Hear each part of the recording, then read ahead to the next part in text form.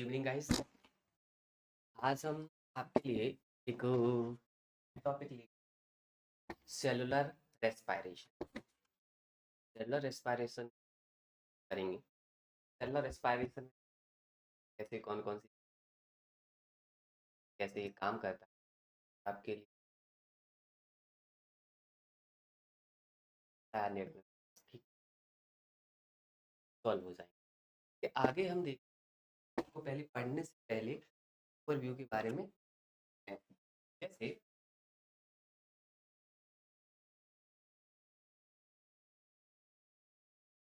Respiration respiration के बारे में सुना होगा। तो रेस्पायरेशन रेस्पायरेशन में क्या होता है? गैस का इनहेलेशन और एक्सहेलेशन। इनहेल और एक्सहेल करने के बाद गैस जो वो ब्लड में लंग से ब्लड में गैस और लंग्स में फूड डाइजेस्ट में फैन में और फूड एब्जॉर्ब होने अब ब्लड में पहुंच गया है गैसेस भी और फिर ये फूड ब्लड से एंटर कर जाता है सेल के अंदर और सेल के अंदर एंटर करने के बाद अब फूड का ब्रेकडाउन होता है और फूड का ब्रेकडाउन ऑक्सीजन प्रेजेंस में भी हो सकता है और ऑक्सीजन एब्सेंस में भी हो सकता है। तो कहते हैं सेलुलर रेस्पायरेशन। सेलुलर रेस्पायरेशन में हम बोल सकते हैं कि सेल के अंदर जो फूड का ब्रेकडाउन होता है उसी को कहते हैं सेलुलर रेस्पायरेशन। और ये क्या होता है? गैसेस के प्रेजेंस में होता है। जैसे सेलुलर रेस्पायरेशन क्या होता है? ब्रेकडाउन ऑफ ऑर्गेनिक फूड और एनर्जी ऑर्गेनिक का ब्रेकडाउन रेस्पायरेशन कहलाता है। रेस्पायरेशन दो टाइप से हो दो पार्ट में डिवाइड किया। एक presence of oxygen and absence of oxygen. Oxygen presence में अगर ब्रेकडाउन होता है तो कहते हैं एरोबिक रेस्पायरेशन और जब ऑक्सीजन एब्सेंस में ब्रेकडाउन होता है तो कहते हैं एनएरोबिक रेस्पायरेशन और फर्मेंटेशन भी। तो ऑक्सीजन की प्रेजेंस में जब ब्रेकडाउन हो तो कहेंगे एरोबिक रेस्पायरेशन। तो फाइनल इलेक्ट्रॉन एक्सेप्टर ऑक्सीजन होता है। फाइनल इलेक्ट्रॉन एक्सेप्टर ऑक्सीजन होता है क्योंकि कंप्लीट ब्रेकडाउन ऑफ फूड का इसमें कंप्लीट ब्रेकडाउन होगा और एक ग्लूकोज से 38 एटीपी बनते हैं। 36 एटीपी बनते हैं और 38 एटीपी बनते हैं। ये डिपेंड करता है सटल सिस्टम। अभी हम सटल सिस्टम को आगे देखें। सटल सिस्टम पे डिपेंड करेगा कि किस टाइप का सटल सिस्टम यूज होता है उसके बेस पे 38 एटीपी बनते हैं। जबकि इन एब्सेंस ऑफ ऑक्सीजन की एब्सेंस दो टाइप का एनारोबिक रेस्पिरेशन और फर्मेंटेशन। अगर final electron accept inorganic molecule है anaerobic final electron acceptor inorganic molecule है तो कहते हैं एनएरोबिक रेस्पिरेशन। जबकि फाइनल इलेक्ट्रॉन एक्सेप्टर यदि ऑर्गेनिक मॉलिक्यूल है तब इसे कहते हैं फर्मेंटेशन। और ऑक्सीजन के एब्सेंस में अगर ब्रेकडाउन होता है तो इनकम्प्लीट ब्रेकडाउन होता है और एक ग्लूकोज मॉलिक्यूल से दो एटीपी बनते हैं। एक ग्लूकोज से दो एटीपी बनते हैं। जैसे हम आगे देख सकते हैं कि आगे देखने से पहले एक जनरल प्रोसेस थे। क्या होता है कि जब सेल्स के अंदर ग्लूकोज एंटर करता है, जब सेल्स के अंदर ग्लूकोज एंटर करता है सबसे पहले इस ग्लूकोज का ब्रेकडाउन होता है ग्लाइकोलाइसिस के ग्लाइकोलाइसिस के ग्लूकोज ग्लाइकोलाइसिस के थ्रू ब्रेकडाउन होता है। और ग्लाइकोलाइसिस में क्या होता है? ग्लाइकोलाइसिस में ग्लूकोज से दो पायरुविक एसिड बनते हैं। ग्लूकोज से दो पायरुविक एसिड के मॉलिक्यूल बनते हैं। तो ग्लूकोज का मॉलिक्यूल है, ये 6 कार्बन का होता है और इससे पायरुविक एसिड के 3-3 कार्बन के 2 मॉलिक्यूल बनते हैं। अब पायरुविक एसिड बनने के बाद ये पायरुविक एसिड उसके बाद एंटर करता है लिंक रिएक्शन। पायरुविक एसिड से चलती है लिंक रिएक्शन। लिंक रिएक्शन में क्या होता है, तो ये पायरुविक एसिड के मॉलिक्यूल बने हैं, ये पायरुविक एसिड मॉलिक्यूल चेंज होते हैं acetyl coenzyme A, acetyl coenzyme A में। तो पायरुविक एसिड के मॉलिक्यूल चेंज होते हैं एसिटिल कोएंजाइम ए।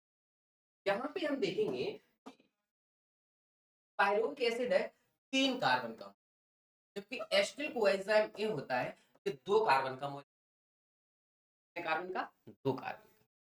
फिर ये एसिटिल कोएंजाइम ए आगे एसिटिल कोएंजाइम ए एंटर करता है Krebs cycle. Krebs cycle, Krebs cycle में जाता है और यहाँ पर फोर्स का कंप्लीट ब्रेकडाउन होता है। फिर ये acetyl coenzyme A, acetyl coenzyme A, acetyl coenzyme A का कंप्लीट ब्रेकडाउन, कंप्लीट ब्रेकडाउन हो जाता है। तो अब एक बार समरी में देखें, एक ग्लूकोज से वो सबसे पहले सेल में एंटर करता है तो ग्लाइकोलाइसिस चलता है। ग्लाइकोलाइसिस में ग्लूकोज से 2 पायरुविक एसिड के मॉलिक्यूल बनते हैं, कार्बन का ग्लूकोज 3-3 कार्बन के 2 मॉलिक्यूल में चेंज हो जाता है। ये 2 पायरुविक एसिड के मॉलिक्यूल लिंक रिएक्शन में एंटर करते हैं और पायरुविक एसिड 3 कार्बन का होता है, ये ब्रेकडाउन हो जाता है एसिटिल कोएंजाइम ए, और एसिटिल कोएंजाइम ए 2 कार्बन का मॉलिक्यूल होता है।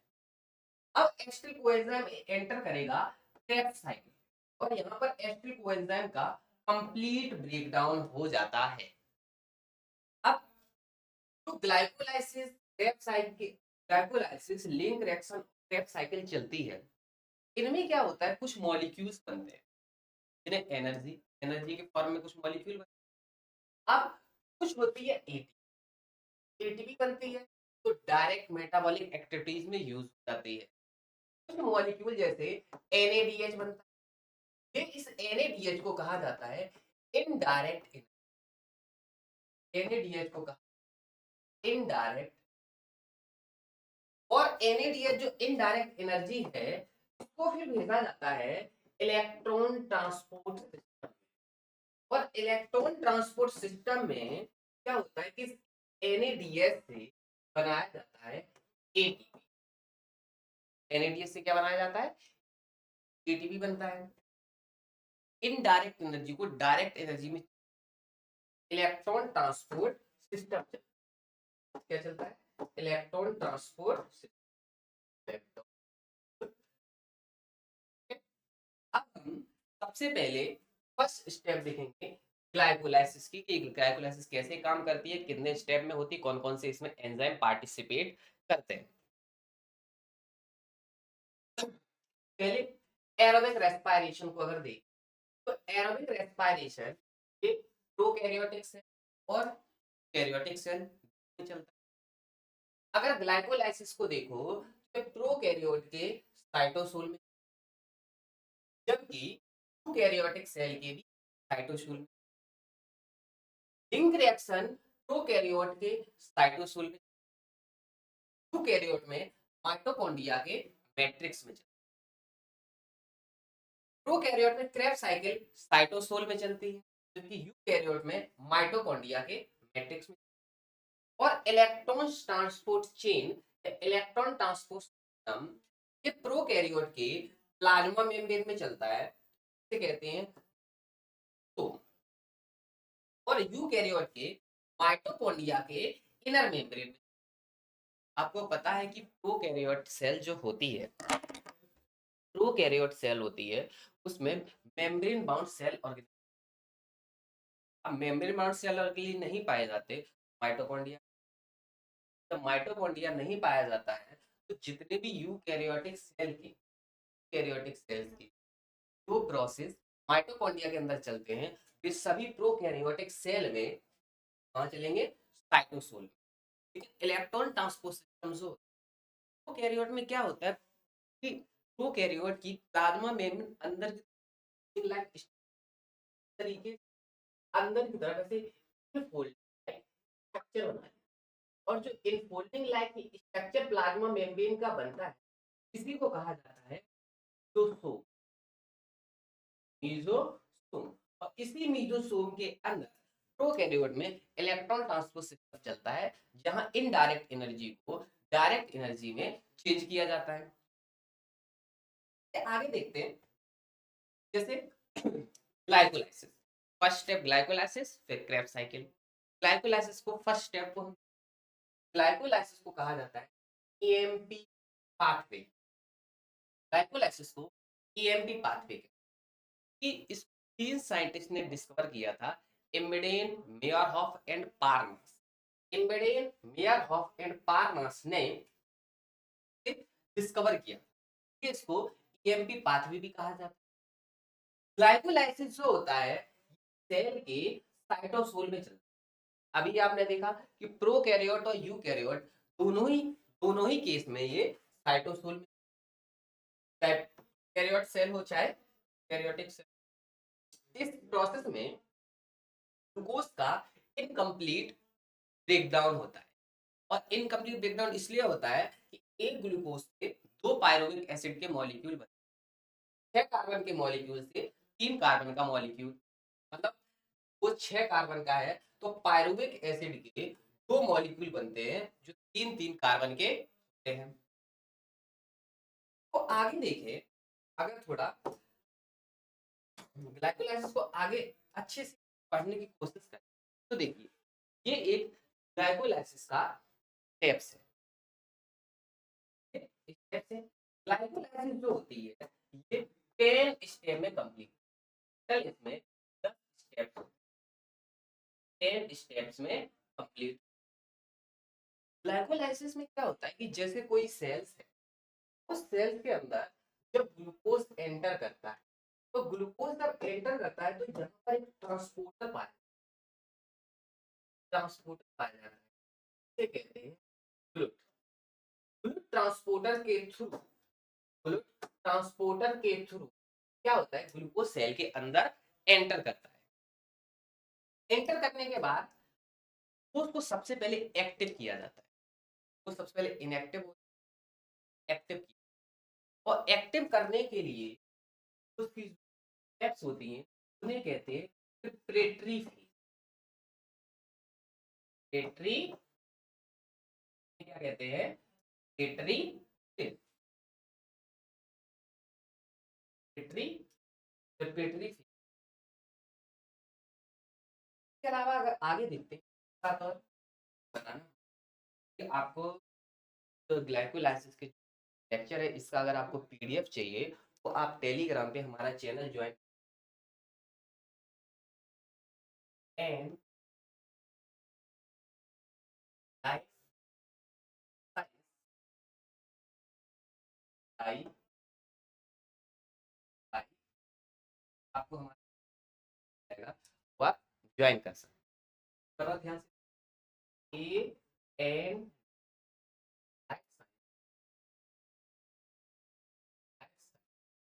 आई सर्च करें आपको मिल जाएगा, उस टेलीग्राम चैनल पे वाला पीडीएफ डाल देंगे तो आप वहां से लिख सकते हैं नोट्स पे लाइन टू लाइन।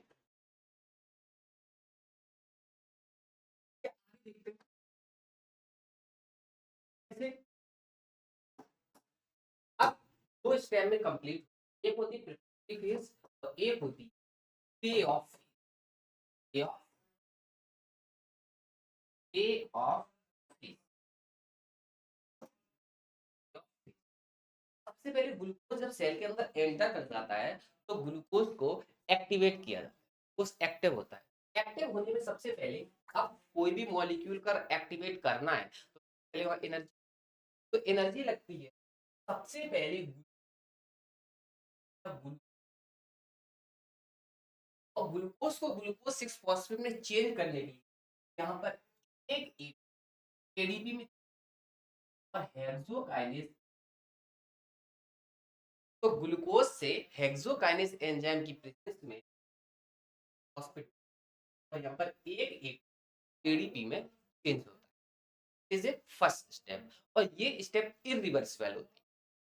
कैसी होती है? इरिवर्सिबल। उसके बाद वो 6 फॉस्फेट पे एंजाइम लगता है फॉस्फोहेक्सो आइसोमरेज, फॉस्फोहेक्सोस आइसोमरेज। और आइसोमरेज एंजाइम की प्रेजेंस में वो 6 फॉस्फेट से बनता है फैक्टोज 6, ग्लूकोज 6 फॉस्फेट, फैक्टोज 6 फॉस्फेट। इस फैक्टोज 6 फॉस्फेट एंजाइम लगता है फॉस्फोफ्रक्टोकाइनेज, फॉस्फोफ्रक्टोकाइनेज एंजाइम में ये चेंज हो जाता है फैक्टोज 1,6 बिसफॉस्फेट, फैक्टोज 1,6 बिसफॉस्फेट।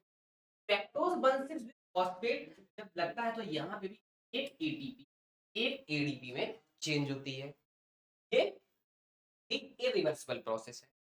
तो देखिए, first step reversible, second step और थर्ड स्टेप इरिवर्सिबल। उसके बाद फैक्टोज 1,6 बिसफॉस्फेट, यहाँ पर एक एंजाइम लगता है एल्डोलेज, एल्डो एल्डोलेज एंजाइम की फैक्टोज 1,6 फॉस्फेट चेंज हो जाता है ग्लिसरॉल्डिहाइड 3 फॉस्फेट, ग्लिसरॉल्डिहाइड 3 फॉस्फेट। और ग्लिसरॉल्डिहाइड 3 फॉस्फेट जब ये बनता है तो ग्लिसरॉल्डिहाइड 3 फॉस्फेट आइसोमरेज एंजाइम की चेंज हो जाता है डाइहाइड्रॉक्सी एसिड 3, डाइहाइड्रॉक्सी 3 फॉस्फेट में। फिर दैट 3 फॉस्फेट पे एंजाइम लगता है ग्लिसरॉल्डिहाइड फॉस्फेट डिहाइड्रोजिनेज। यहाँ पर एक एनएडी से एक एनएडीएच, एक एनएडीएच का फार्मूला होता है और आगे बनता है 1,3 बिसफॉस्फो 1,3 बिसफॉस्फोग्लिसरेट। अब 1,3 बिसफॉस्फोग्लिसरेट पे एंजाइम लगता है काइनेज, और इस काइनेज में यहाँ पर एक एडीपी से एक एटीपी बनता है। यहाँ भी एक एटीपी का फायदा होता है और बनता है 3 फॉस्फो, और 3 फॉस्फोग्लिसरेट एंजाइम लगता है बेस फॉस्फोग्लिसरेट म्यूटेज। अब फॉस्फोग्लिसरेट म्यूटेज की खास बात क्या होती है? जो म्यूटेज एंजाइम है इसका काम होता है कि ये फॉस्फेट को एक कार्बन से कट करके दूसरे कार्बन पे ट्रांसफर कर देता है। म्यूटेज एंजाइम का काम होता है कि जो मॉलिक्यूल है उसके फॉस्फेट को एक जगह से कट करके दूसरी जगह बाइंड करा देना। देखिए, 3 फॉस्फोग्लिसरेट से बनता है 2, तो फॉस्फोग्लिसरेट के कार्बन नंबर 3 से फॉस्फेट को ट्रांसफर कर दिया जाता है कार्बन नंबर 2 पर, और बन जाता है 2 फॉस्फोग्लिसरेट। अब 2 फॉस्फोग्लिसरेट पे एंजाइम लगता है इनोलेज, और जब इनोलेज एंजाइम लगता है तो यहाँ पर एक वाटर का मॉलिक्यूल बाहर निकलता है, जाता है फॉस्फो और पायरुवेट। यहाँ पर फॉस्फोइनोल पायरुवेट का फॉर्मेशन होता है। फिर फॉस्फोइनोल पायरुवेट पे फॉस्फोइनोल पायरुवेट एंजाइम लगता है पायरुवेट काइनेज, और ये पायरुवेट काइनेज से एक एडीपी एक एटीपी में बनता है और बनता है पायरुवेट। और पायरुवेट के यहाँ दो मॉलिक्यूल मॉलिक्यूल ग्लूकोज 6 कार्बन का मॉलिक्यूल, पायरुवेट के 2 मॉलिक्यूल बनते हैं और वो होते हैं 3 कार्बन के। 6 कार्बन के ग्लूकोज एक मॉलिक्यूल ग्लाइकोलाइसिस में पायरुवेट के 2 मॉलिक्यूल बनते हैं जो कार्बन के होते हैं। इसके अलावा देख सकते हैं फर्स्ट थर्ड, ये फोर्थ स्टेप, ये फिफ्थ हो गई, ये सिक्स, ये सेवन हो गई, ये एट हो गई, और ये नाइन हुई।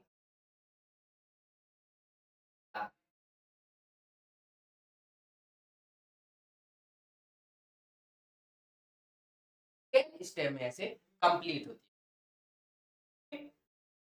आगे देखते हैं। अब इस खास बात क्या है, इंपॉर्टेंट पॉइंट्स आप खास बात में देख सकते हैं। देखिए, खास बात इसकी ये होती है कि di hydroxy acetone phosphate sugar है, ये कीटोस शुगर है और सबसे स्मॉलेस्ट कीटोस। अगर क्वेश्चन आए कि सब ब्रेकडाउन में सबसे स्मॉलेस्ट कीटोन शुगर कौन सी है, डाई हाइड्रोक्सी फॉस्फेट। इसमें कार्बन होते हैं तीन, तीन sorry, हाँ, कार्बन होते हैं तीन, तीन कार्बन के। अब आगे क्या होता है, यहाँ से यहाँ तक देखिए एनर्जी लगती है। एक एटीपी यहाँ लगा, एक एटीपी, दो एटीपी, और यहाँ पर एक एनएडीएच बना बना और एक यहाँ पे एनर्जी, जिसे कहते हैं पे ऑफ। यहाँ से यहाँ तक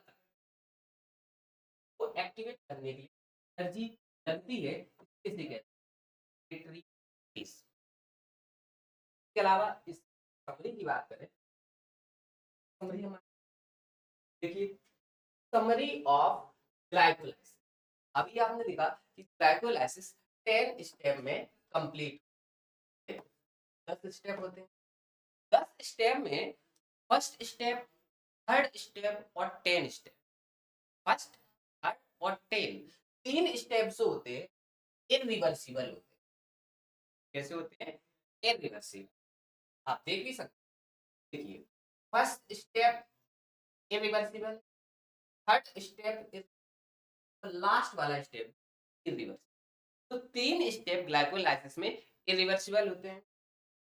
उसके अलावा आगे देखें तो आइसोमरेज एंजाइम, ग्लाइकोलाइसिस में तीन isomerase enzyme participate, hexose isomerase, triose isomerase और mutase. Hexose isomerase second step में काम करता है, ट्रायोज आइसोमरेज फिफ्थ स्टेप में काम करता है और म्यूटेज एट स्टेप में काम करता है। इसके अलावा काइनेज एंजाइम, काइनेज एंजाइम को अगर हम देखें तो हेक्सोकाइनेज, फॉस्फोफ्रक्टोकाइनेज, फॉस्फोग्लिसरेट काइनेज और pyruvate. Hexose kinase first step में ही काम करता है, जब ग्लूकोज से फॉस्फेट। ऐसे ही फैक्टोफ्रस्टोकाइनेज, फॉस्फोफ्रक्टोकाइनेज, फॉस्फोफ्रक्टोकाइनेज फैक्टोज 6 फॉस्फेट, फैक्टोज 16 भी फॉस्फेट में चेंज होने में पार्टिसिपेट। फॉस्फोग्लिसरेट काइनेज ये 7th स्टेप पे काम करता है। पायरुवेट काइनेज 10 स्टेप में काम करता है, जहां फॉस्फोइनोल पायरुवेट पायरुवेट में चेंज होता है। तो ये सारे एंजाइम्स हैं जो ग्लाइकोलाइसिस में पार्टिसिपेट करते हैं। यार क्वेश्चन जाते हैं कि किस स्टेप में कौन सा एंजाइम काम करता है। यार क्वेश्चन आगे अगर देखें कि ग्लाइकोलाइसिस का नेट गेन, ग्लाइकोलाइसिस के नेट गेन में देखते हैं तो यहाँ पर दो एटीपी और दो NADH2 बनते हैं। क्या बनते हैं? दो एटीपी और दो NADH2 बनते हैं। आपको पता है कि एक NADH2 क्या होता है, तीन एटीपी। NADH2 को इनडायरेक्ट एनर्जी का, NADH2 इनडायरेक्ट एनर्जी कहते हैं। और ये इनडायरेक्ट एनर्जी ये NADH2 एंटर करते हैं इलेक्ट्रॉन ट्रांसपोर्ट सिस्टम में और इनसे फिर एटीपी का फॉर्मेशन होता है। इससे होगा एटीपी का फॉर्मेशन इलेक्ट्रॉन ट्रांसपोर्ट सिस्टम में जाके, और इनसे एक NADH2 से तीन एटीपी बनते हैं। अगर देखें टोटल एनर्जी की बात करें तो तीन, अब दो मॉलिक्यूल है, तीन दूनी छह एटीपी ये और दो डायरेक्ट सबस्ट्रेट लेवल फॉस्फोराइलेशन, दो एटीपी सबस्ट्रेट लेवल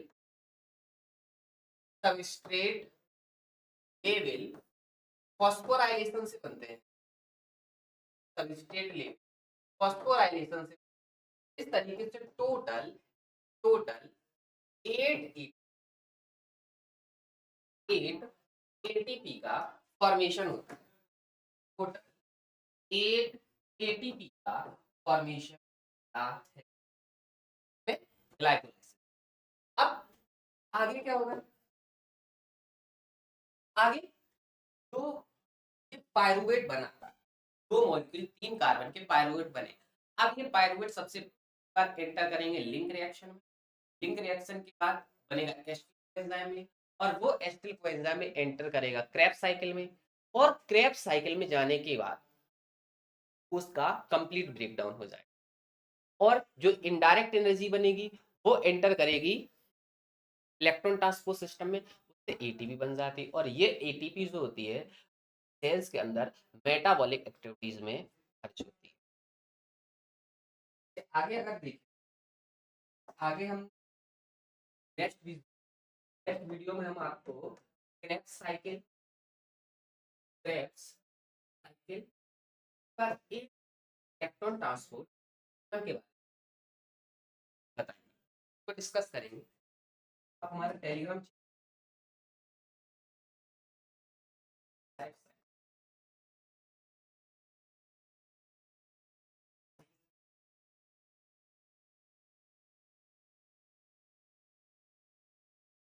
करके ज्वाइन हो सकते हैं, आपको इसका